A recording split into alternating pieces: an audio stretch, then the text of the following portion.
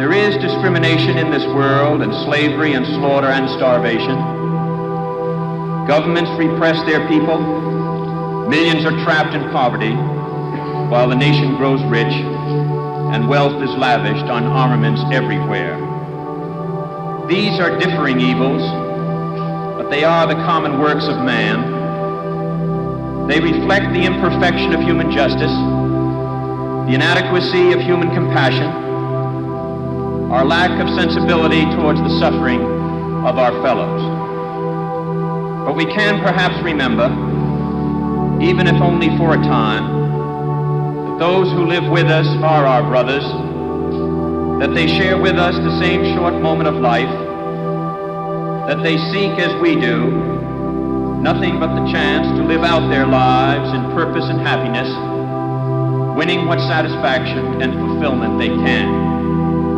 Surely this bond of common faith, this bond of common goal, can begin to teach us something. Surely we can learn, at least, to look at those around us as fellow men. And surely we can begin to work a little harder to bind up the wounds among us and to become in our own hearts brothers and countrymen once again. The answer is to rely on youth, not a time of life but a state of mind, a temper of the will, a quality of imagination, a predominance of courage over timidity, of the appetite for adventure over the love of ease. The cruelties and obstacles of this swiftly changing planet will not yield to the obsolete dogmas and outworn slogans. They cannot be moved by those who cling to a present that is already dying, who prefer the illusion of security to the excitement and danger that come with even the most peaceful progress. It is a revolutionary world we live in, and this generation at home and around the world has had thrust upon it a greater burden of responsibility than any generation that has ever lived. Some believe there is nothing one man or one woman can do against the enormous array of the world's ills. Yet many of the world's great movements of thought and action have flowed from the work of a single man. A young monk began the Protestant Reformation. A young general extended an empire from Macedonia to the borders of the earth. A young woman reclaimed the territory of France, and it was a young Italian explorer who discovered the New World, and the 32-year-old Thomas Jefferson who proclaimed that all men are created equal. These men move the world, and so can we all.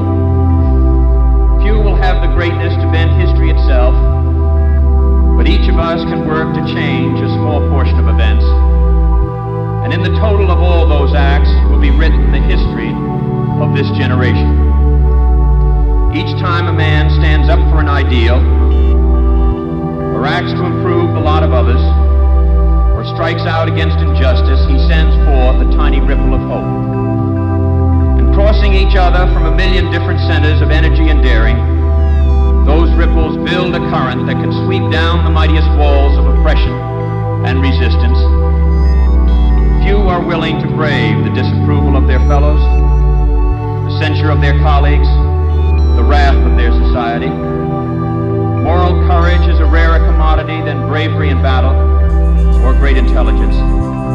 Yet it is the one essential, vital quality for those who seek to change a world that yields most painfully to change. And I believe that in this generation, those with the courage to enter the moral conflict will find themselves with companions in every corner of the globe.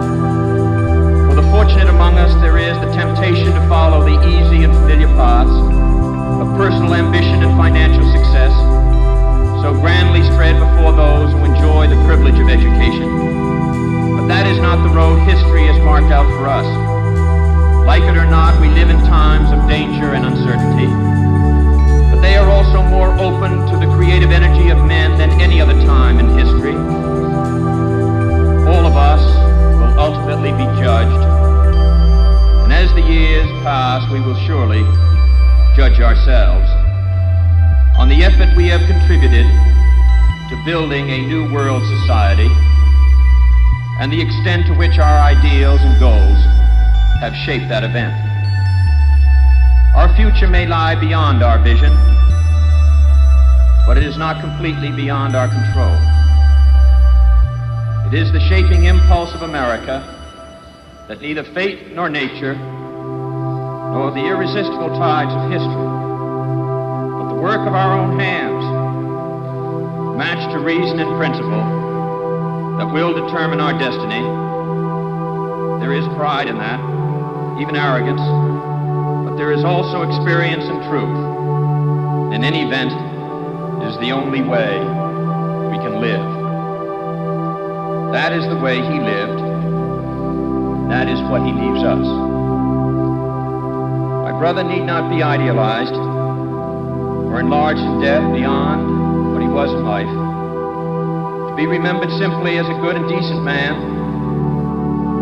who saw wrong and tried to right it, saw suffering and tried to heal it, saw war and tried to stop it. Those of us who loved him and who take him to his rest today pray that what he was to us, what he wished for others, will someday come to pass for all the world. As he said many times in many parts of this nation, to those he touched and who sought to touch him, some men see things as they are and say why. I dream things that never were and say why not.